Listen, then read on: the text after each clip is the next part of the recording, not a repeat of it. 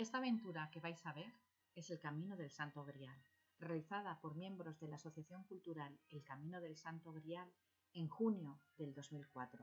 Disfrutarla. Hola, benvinguts una setmana més a Medi Ambient. Avui dedicarem tot el programa a recórrer el camí del Sant Greal. Ho farem a cavall i seguint els 500 quilòmetres que enllacen el Prepirineu d'Osca amb la Plana de València. Un camí on, a més d'història i llegenda, podem trobar una bona representació de la vegetació i la fauna pirenaica.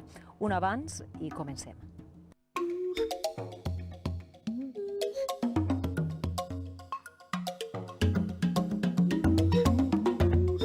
Coge parte del Camino de Santiago, vías verdes, la Vía Augusta, la Ruta del Cid. Entonces, al fin y al cabo son rutas que existen y la idea es crear un camino nuevo que va desde el Pirineo hasta el Mediterráneo.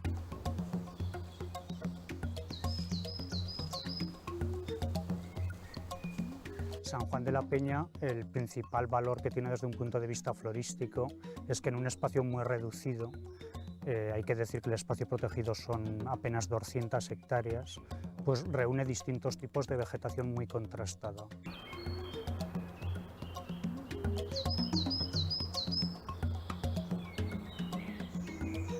Entonces, en estas paredes, que son, la verdad que son privilegiadas en cantidad de especies de rapaces, podemos encontrar el buitre leonado que hemos mencionado, el águila real, el halcón peregrino, el alimoche y sobre todo la más emblemática de todas ellas, que es el quebrantahuesos. El quebrantahuesos es de la familia de los buitres y es el único ave osteófaga del mundo, o sea que come huesos.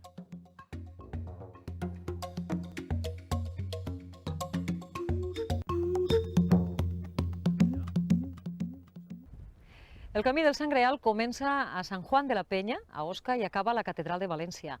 En total 500 quilòmetres que un grup de genets ha recorregut durant 2 setmanes per a recordar l'antic pericle que, segons la tradició, va fer el Sant Greal.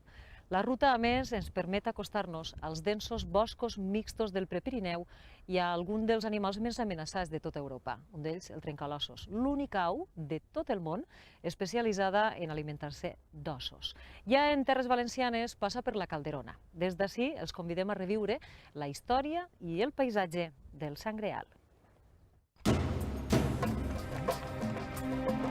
Un grup de genets dirigeixen els cavalls pels camins del Prepirineu d'Osca.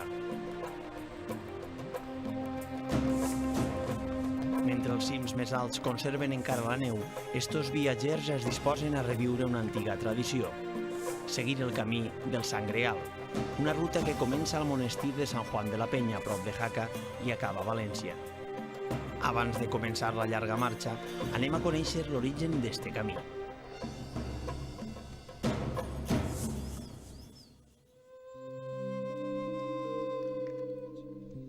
La recerca del Sant Greal, la copa utilitzada per Crist en l'últim sopar, està unida a llegendes i mites medievals que li atribuïen el poder de la vida eterna i altres miracles. Personatges com el rei Artús i els cavallers de la taula redona es relacionen amb l'empresa, dins un món amb més fantasia que realitat. Novel·les de cavalleria i romanços populars prodigaren el relat sobre este símbol de la cristiandat. Més recentment, el cinema ha aprofitat el filó d'aventura i llegenda.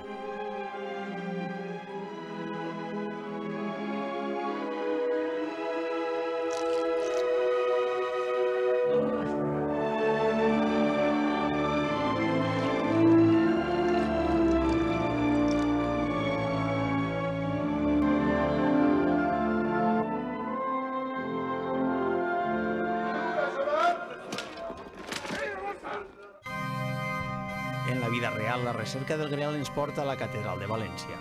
Segons la tradició, en una de les capelles de la seu es venera el Sant Calze. La part més antiga és el recipient de la copa. Els estudis realitzats consideren que va ser tallada entre els segles II i I abans de Crist en algun taller oriental. La resta d'ornament va ser afegit entre els segles X i XII, probablement en un taller cordobès. La primera documentació escrita de la peça és del segle XII. La relíquia, reconeguda per l'Església, va acabar així seguint un llarg pelegrinatge. Arribà en Sant Pere a Roma i en Roma estigué uns quants, molts anys, fins que Sant Llorenç, que era de Huesca, va veure que n'hi corria perill y ante la posibilidad de que fuera profanada o se la emportaren, entonces l'enviar a on la tingué que enviar, pues ja a sa casa, al seu lloc, a Huesca, per a que la guardaren allí lluny dels perills que podia córrer en Roma. Després d'un periple per diferents ciutats aragoneses, el calze es disposita al monestir de Sant Juan de la Penya, a Osca, el 1071. Un centre religiós relacionat amb la fundació de la Corona d'Aragó. Així estan soterrats els tres primers reis, Ramir I, Sanç Ramírez y Pere I. ¿Cuál es el origen del monasterio? Fíjate, yo creo que esto es un sitio de un culto muy anterior al cristianismo. Aquí, como muchas veces en toda España, pues pudo haber perfectamente una adoración a la peña, al agua, a la naturaleza, y luego, como hace el cristianismo muchas veces, tapa ese culto anterior, primeramente viniendo eremitas y luego ya construyendo un monumento, un monasterio. Estamos ahora en el claustro, ¿no, José Luis? Sí, y es quizá además la parte única del monasterio. Este claustro era un patio interior, como son todos los claustros, pero lo que le hace prácticamente único en el mundo es que no ha tenido nunca techo, porque tiene de techo lo que es la misma peña. Lo que vemos también muchos estilos, ¿no? El claustro románico, luego hay otras... Es la evolución lógica de cualquier monumento. Aquí en el monasterio viven prácticamente 1000 años, entonces lo adaptan y lo modifican pues según la moda en cada época. Fíjate, aquí en muy poco espacio pues vamos a encontrarnos tres estilos de arte. Tienes el románico del claustro, tenemos el mozárabe, fíjate esta puerta, que es una puerta con un arco de herradura, y luego tenemos esa capillita de ahí, que a mí me parece una capillita encantadora. Es una capilla del siglo XV, se llama la capilla de Sant Victorián.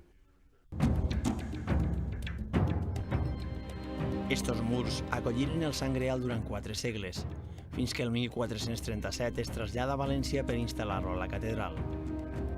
Des d'aquell moment el calze ha eixit de manera esporàdica de la seu valenciana a causa de guerres i altres esdeveniments. Un dels últims viatges es va produir el 1956, quan va tornar a Sant Juan de la Penya.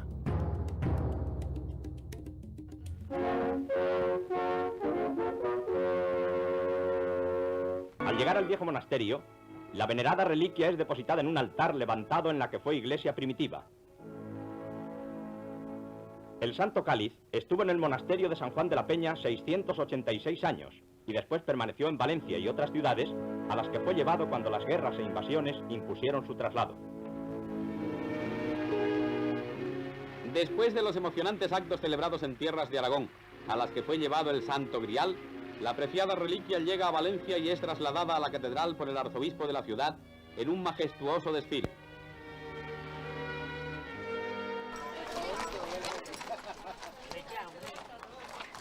Vora 50 anys després, hem tornat a Sant Juan de la Penya. Assistim als preparatius d'una llarga marxa per recórrer a cavall l'antic camí del Sant Greal, entre Osca i València. 7 genets i 2 amazones formen l'expedició organitzada per la gestora turística de Sant Juan de la Penya i la Diputació de València, amb la col·laboració d'ajuntaments i altres entitats. És una expedició de treball que servirà per recollir informació sobre quin és el millor traçat i les sendes més adequades per caminants, bicicletes o cavalls. La credencial expedida por San Juan de la Peña, con el sello de salida de San Juan de la Peña y del Camino del Santo Grial. Vosotros debéis de poner aquí vuestro nombre, es la fecha del día de hoy, y posteriormente por cada población que paséis, os pondrán el sello en los ayuntamientos o en alguna asociación cultural. La idea es también intentar dar un poco la importancia que merece el Santo Cáliz y los lugares por donde estuvo, como es la Catedral de Valencia y como fue San Juan de la Peña. Pero la idea también es dar una alternativa a todos estos pueblos y todas las rutas que, como bien has dicho, recorren todo Aragón y parte de Valencia, teniendo en cuenta que son, al fin y al cabo, son rutas que ya están allí, porque coge parte del Camino de Santiago, Vías Verdes, la Vía Augusta, la Ruta del Cid. Entonces, al fin y al cabo, son rutas que existen y la idea es crear un camino nuevo que va desde el Pirineo hasta el Mediterráneo. Aiustorum nostrum in nomine Domini, qui feci celum et terra. La benedicció anuncia l'inici de la marxa des del monestir. Estos murs mil·lenaris són el punt de partida d'uns pelegrins del segle XXI. Els espera un llarg i apassionant camí. Cavalls i genets tenen per davant 2 setmanes de viatge. Travessaran 15 poblacions d'Osca, Saragossa, Terol, Castelló i València, destí final de la ruta. El camí aprofita antigues sendes que durant segles han servit per a comunicar nuclis urbans i per a traslladar el ramat. Ara els cavalls recorreran 500 quilòmetres fins a arribar a València. Abans de seguir el camí, volem fixar-nos en la gran riquesa natural del Prepirineu d'Osca. L'altura màxima d'esta zona és d'uns 1.500 metres, als peus dels Pirineus, que dominen la vall, amb els cims coronats per la neu. Sant Juan de la Penya, a més del seu valor històric, està protegit amb la figura de monument natural, que abarca 200 hectàrees. En este reduït espai es concentra una gran diversitat vegetal i faunística. És un punt privilegiat dins d'Europa, on coincideixen dos tipus d'ambients ecològics. Per una banda, l'eurosiberià, més fred, caracteritzat pels avets i els fajos, que formen atapeïs boscos, que creixen al pas dels rierols formats pel desgel de les neus pirenaiques.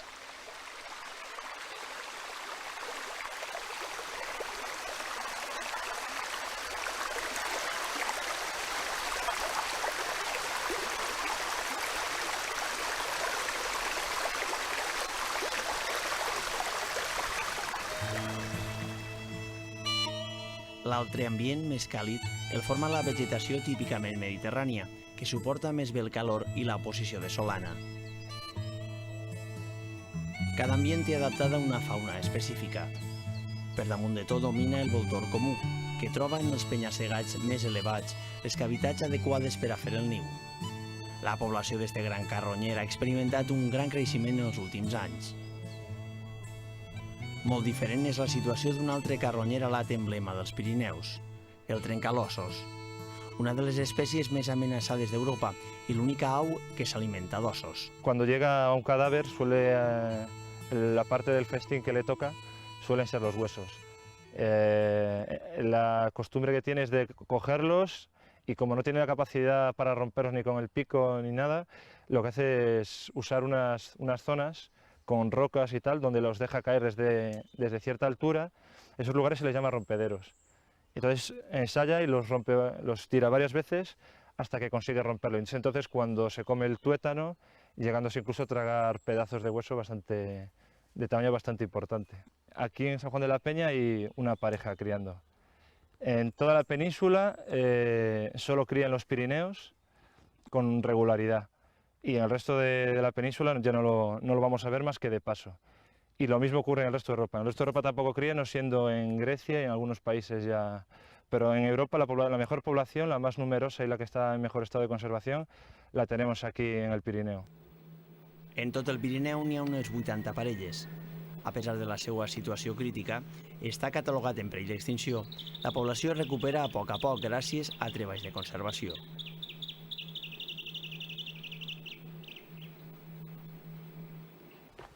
Sergio Couto és un biòleg de l'Institut Pirenaic d'Ecologia, depenent del Consell Superior d'Investigacions Científiques. Està encarregat per la direcció de l'espai protegit per confeccionar un atles de vertebrats per confirmar els escassos estudis existents, provinents dels anys 60 i 70. Ell s'encarrega de censar aus carnívors com la marta o la variada població d'amfibis, que inclou diversos endemismes, espècies que només viuen en zones molt restringides. Un dels punts de concentració és este estany, situat en un prat pirenaic.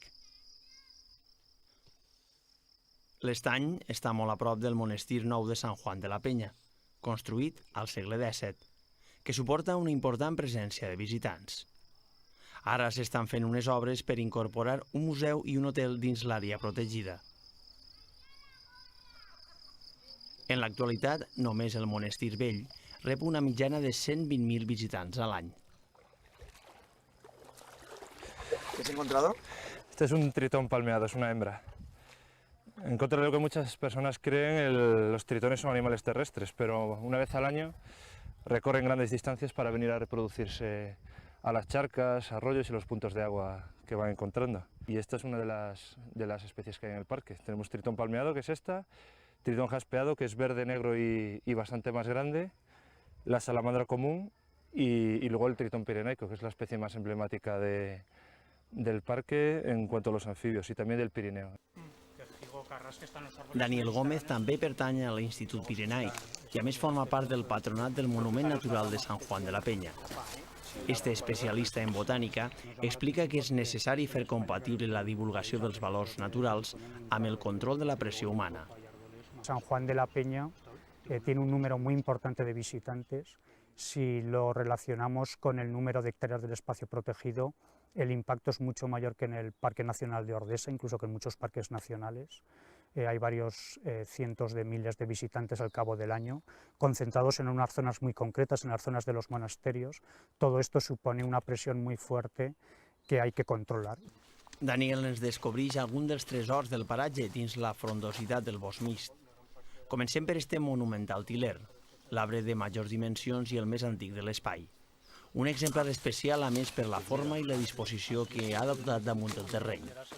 Es un árbol muy ramificado, seguramente porque ha sufrido muchas roturas por caída de piedras de la pendiente, etcétera, y entonces ha adoptado esta forma. Toda la parte central es de varios siglos de vida, a lo mejor 3 o 4 siglos, y entonces ha lanzado ramas en distintas direcciones y hay que pensar en el equilibrio que supone la distribución de las ramas para aguantar la estructura del árbol y que no se venza por la pendiente. El tronco de este tilo tan grande constituye en sí un hábitat donde viven muchas otras especies. Por ejemplo, este lecho, el polipodio, podemos ver, es una planta que no tiene flores, tiene esporas. Aquí vemos los esporangios, que ya han tirado las esporas, y aparte vemos como el boj, la hiedra, un pequeño olmo, nacen en los mismos restos de madera de las partes muertas del árbol.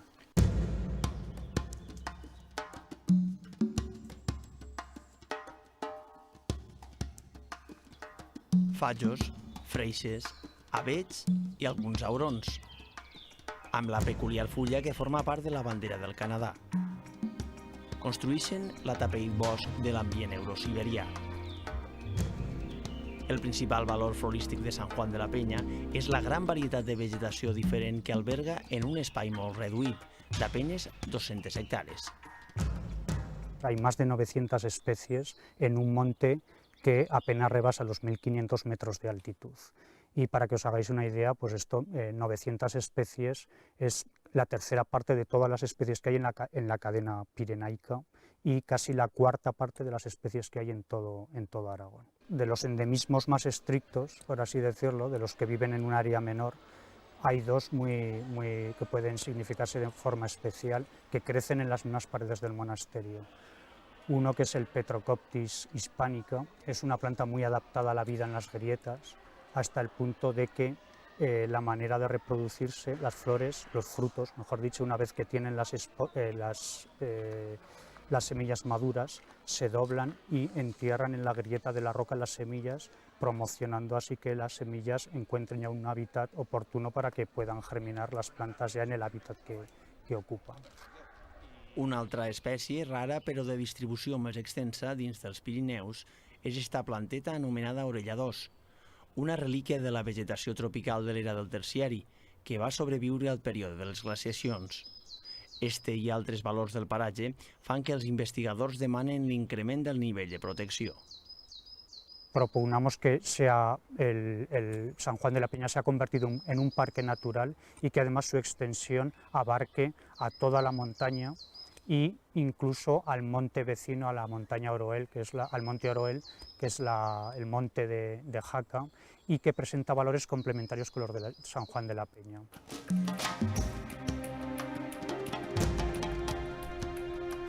Tornem als cavalls per seguir camí. La vegetació, com ens deia Daniel, comença a recordar els aires més secs que provenen del Mediterrani. La densa catifa de vegetació arbustiva creix adaptada a les temperatures més altes de la Solana, mentre els Pirineus queden arrere. El primer destí és el llogaret de Botalla. Els pelegrins aprofiten per a confirmar que segueixen la direcció correcta. Para la ermita de San Adrián no lo encontraremos fácil.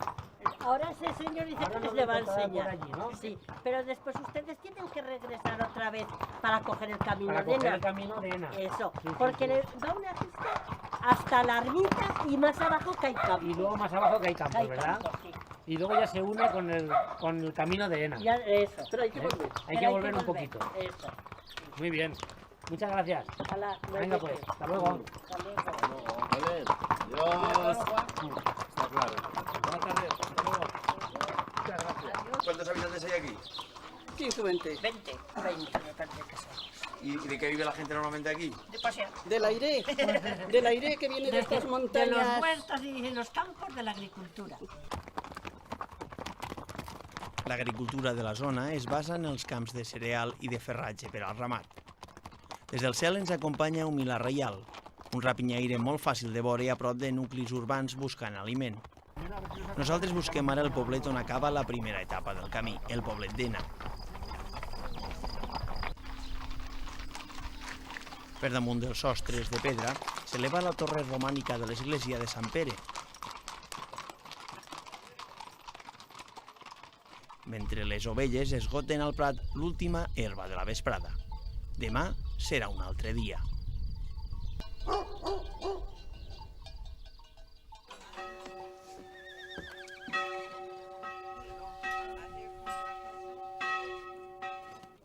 La jornada comença preparant el cavall per al camí que l'espera. Lynn, una nord-americana establida a València fa anys, ens explica com cal extremar el manteniment de l'animal. El pobre caballo no descansa como es debido, ni come como es debido porque está fuera de casa. Y entonces haces lo mejor que puedas para que él esté incómodo. Porque si él está cómodo, te lleva. Si no está cómodo, te quedas a pie. El animal es como un atleta y necesita un entrenamiento anterior. Y una vez que ya inicias la marcha, lo importante es no sobrecargarlo, que haga paradas, que coma hierba a lo largo del día. Y después un buen cepillado al final de la jornada y que descanse. Eso lo importante es que descanse.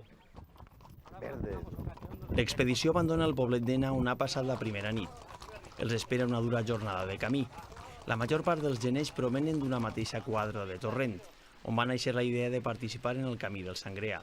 Si jo es comencia a muntar una quadra en Torrent, el que passa que, clar, és que una quadra com la de Cai no n'hi ha, no? Perquè així tots els fins de setmana hi fem rutes molt boniques per el terme de Ribarroja, de Panisses, de la Eliana, no?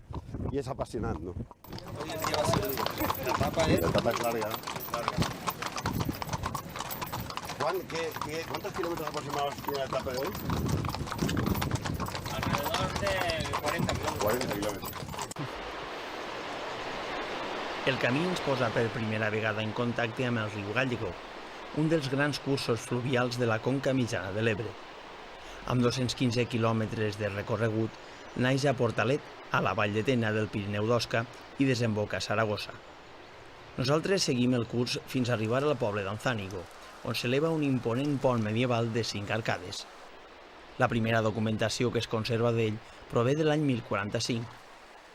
Ara el travessen estos viatgers del segle XXI, com s'ha fet durant segles, a cavall. Un bon punt per a descansar i a veure els animals. Entre els genets trobem una altra mostra del caràcter multicultural dels participants amb Kai, nascut a un poblet pròxim a Hamburg, Alemanya, i resident a València en l'actualitat. La afición a mis caballos ha sido este pequeño, este niño, porque soy de un pueblo donde me he criado con caballos, se puede decir. Luego por mi trabajo no he podido montar caballo porque he sido marino de la Marina Mercante. Y luego cuando me he hecho mayor pues ya tengo más tiempo porque estoy jubilado de eso y ya he empezado otra vez a montar caballo. Una cueta blanca sembla refrescar-se en el riu mentre busca menjar.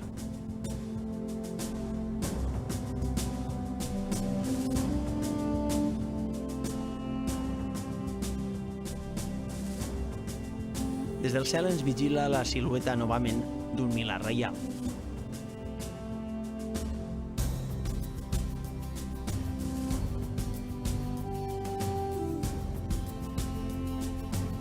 Mentrestant, l'expedició reprèn la marxa per entrar al regne de los Mallos, un nom que té l'origen en una ordre del rei Pere I d'Aragó, que va atorgar a la seva dona el regnat d'este territori del Prepirineu d'Osca, que ocupa el terme de 8 poblacions. Una terra muntanyosa i agreste, on els passos per als cavalls es compliquen en el congost de la Foz de l'Escaleta i el Tubo de la Reina, noms en què la tradició popular recorda l'origen reial de la comarca. Les parets verticals d'estes formacions són també territori de voltors comuns. El plomatge blanc i groc ens anuncia la presència d'un carronyer més difícil de veure. un naufrany solitari que aprofita els corrents tèrmics del migdia.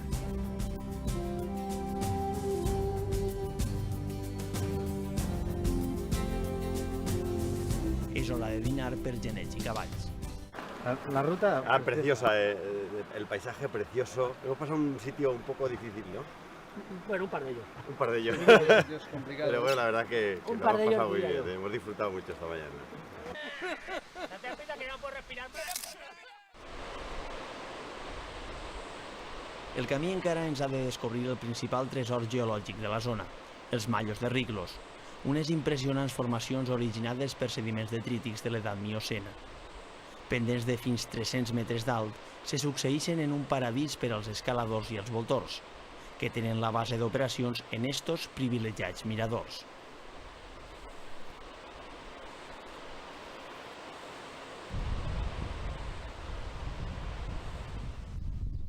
Una altra fortalesa que domina la comarca va ser construïda per la mà de l'home. El castell de Loarre va ser edificat al segle XI en la frontera del Regne d'Aragó amb els regnes musulmans. La fortalesa d'avançada militar en una missió de conquesta. Un punt d'observació a l'esquena dels Pirineus i Jaca que domina les planures de quasi tota la província d'Osca. El castillo de Loarre se habla de ser la fortaleza románica mejor conservada que nos queda en Europa. Un castillo importante dentro de su categoría. Por supuesto, de la mayoría de estas fortalezas solo suelen quedar muros derribados o ruinas en la mayoría de ocasiones.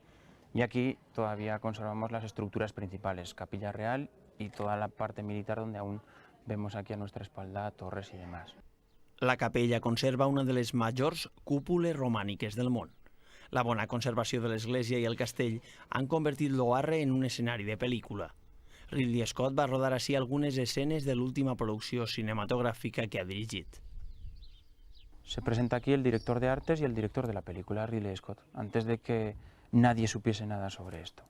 Estuvimos almorzando tranquilamente en el camping, en la terraza, luego con un todoterreno les enseñé un poquito todo el entorno, por supuesto el castillo y el entorno que nos rodea, ya que a ellos les interesa más la imagen exterior, porque en las dependencias que hay en el interior del castillo no cabía su equipo de cámara, simplemente en la capilla real, en la iglesia principal.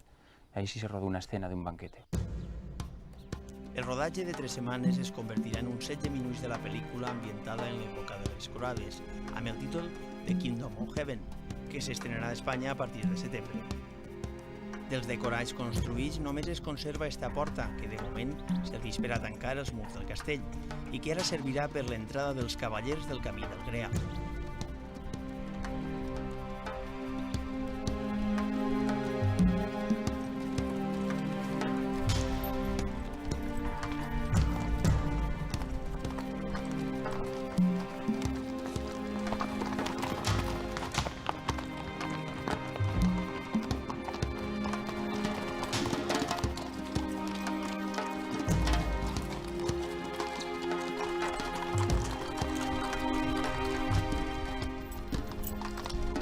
La jornada acaba al poble d'Ayerbe, situat prop del castell, on veïns i autoritats municipals reben els pelegrins.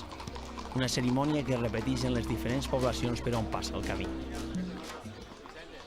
La Asociación Cultural del Camino del Santo Grial va a hacer una entrega de una réplica del Santo Cáliz que hay en Valencia, que se van a estar distribuyendo a lo largo de las poblaciones que integran el camino. La ruta enfila ja la província de Saragossa. Els cavalls passaran per la capital aragonesa, Carinyena i Daroca. Després travessaran Terol per Montreal del Campo, Santa Eulàlia, Terol i Sarrión. Des d'allí la ruta entrarà ja en terres de la Comunitat Valenciana. El primer poble que visiten a les nostres terres és Barraques, a la comarca castellonenca de l'Alt Palància. Encara quedarà passar per Segorbe, Serra, el Parc Natural de la Calderona i l'última etapa fins a València.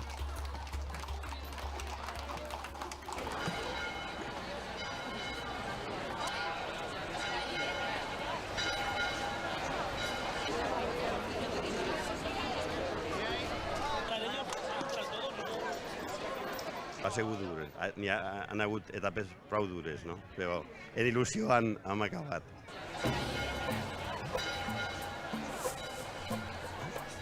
Els pelegrins són rebuts a les portes de la catedral pel canonge doctoral i celador de la capella on es conserva el Sant Calze. Així acaben 2 setmanes de viatge i més de 500 quilòmetres per terres d'Aragó i la Comunitat Valenciana. Un camí per reviure la recerca del Sant Greal.